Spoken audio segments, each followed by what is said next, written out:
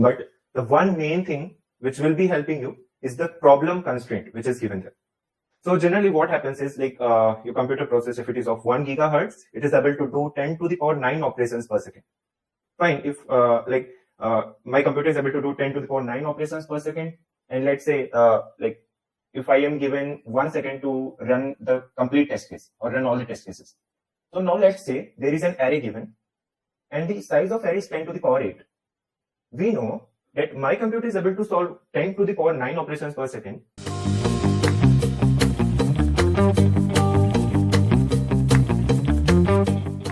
I currently am working as a software research engineer at Center for Development of Telematics, Government of India.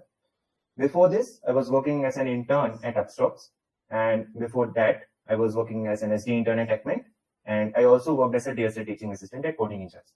And if you want to know more about me, you can access my portfolio later, which is Tejas Mishra.in. And about my college, I recently completed my BTech from computer science, and my college was NIT Srinagar. I currently am working as a software research engineer at Center for Development of Telematics, Government of India. Before this, I was working as an intern at Upstox, and before that, I was working as an SD intern at TechMint, and I also worked as a DSA teaching assistant at Coding Ninjas.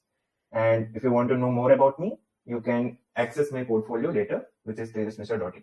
And about my college, I recently completed my BTech from computer science, and my college was NIT Srinagar. Like, what is the difference between on-campus and off-campus OS? So first thing is score. Generally, in on-campus OS, actually the difference is because of the competition or your people who are giving the test along with you or your competitors. So in on-campus, it's generally like based on the score. Like people are not able to solve all the questions. Suppose in your college competition is less and people are able to solve generally 50% of the questions. So the competition is accordingly there. And speed. So speed is not a very big factor in on-campus. Speed, I will let you know what is speed actually here. But coming to off-campus OS, there are lots and lots of people who are giving online assessment with you. And most of them might be able to solve 100% of the questions. So if everyone is able to solve the 100% of the questions, like how will the company check like whom to shortlist or not? So then they go on to the speed, like how quickly XYZ person have submitted this solution, or how who submitted first based on that. And if there can be other factors as well, like how many negative solutions or negative submissions you are making. So sometimes the score gets deducted based on the negative submissions. But how will you start thinking of a logic? So obviously that comes with practice, but the one main thing which will be helping you is the problem constraint which is given there. So generally what happens is like your computer process, if it is of 1 gigahertz, it is able to do 10 to the power 9 operations per second. Fine, if my computer is able to do 10 to the power 9 operations per second, and let's say if I am given 1 second to run the complete test case or run all the test cases. So now let's say there is an array given and the size of array is 10 to the power 8. We know that my computer is able to solve 10 to the power 9 operations per second, and we are given just 1 second to run all the test cases. So based upon the size of array that is 10 to the power 8, it seems like the time complexity which will work in this case will be n, order of n. That is, we are just using single iteration or 2 or 3 iterations. But what if let's say we solve this question in n square time complexity?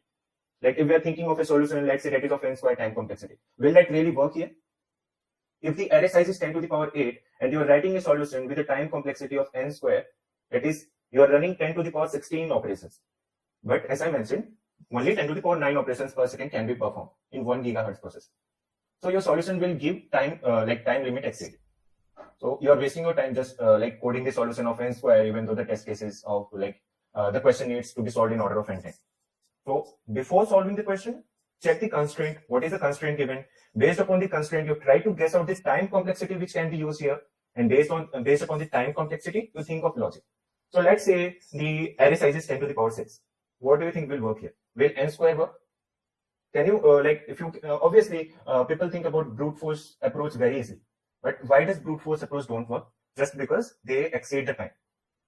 So let's say the array size is 10 to the power 6 and you are having a brute force approach of n square, and you started coding the solution. As I told you, are just given 30 minutes. You might spend 15 to 20 minutes in coding n square solution. But later you come to know that this is not going to work. So you just wasted your time.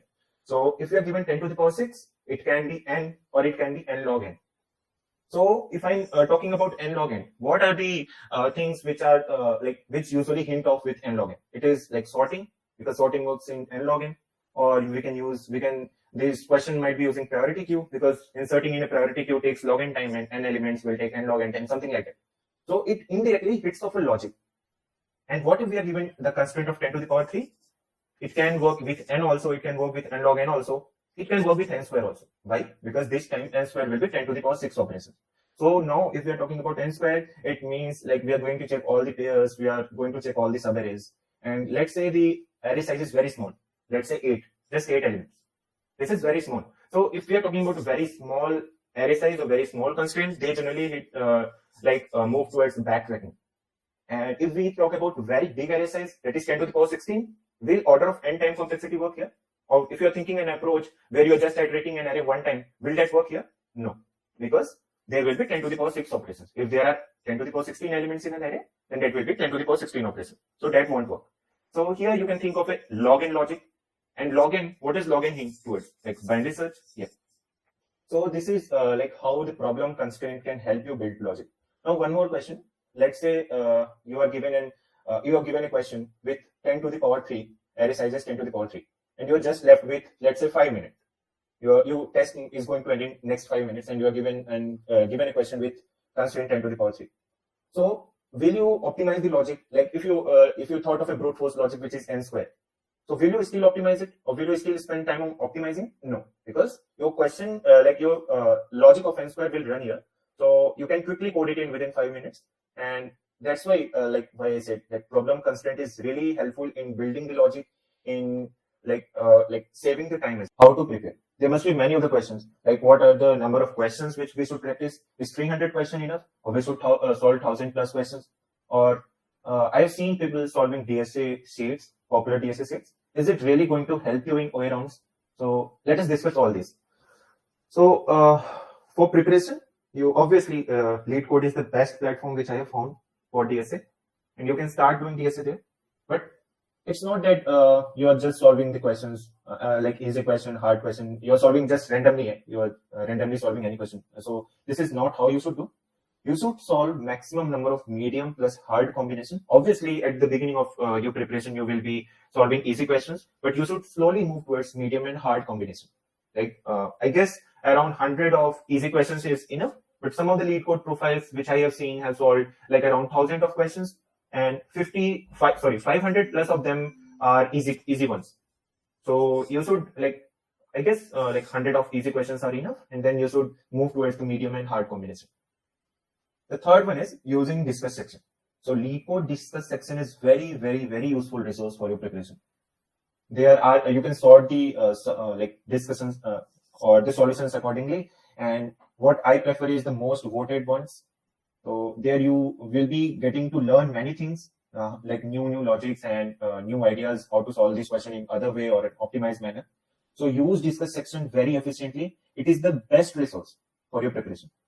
And the fourth one is using timer while solving the question.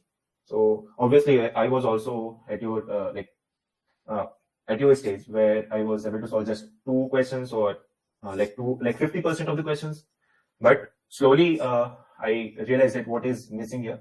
So I was not practicing that on a with a stopwatch or something. So you should start doing it, and you should try to solve easy questions within it depend, obviously that will depend on your level, but I guess easy questions should take within should be solved within 10 minutes. And I'm talking about OA rounds as well as LeetCode. In OA rounds, you are on an average, as I told, 30 minutes is given. So accordingly, you can set your timer I need to solve this question within 30 minutes.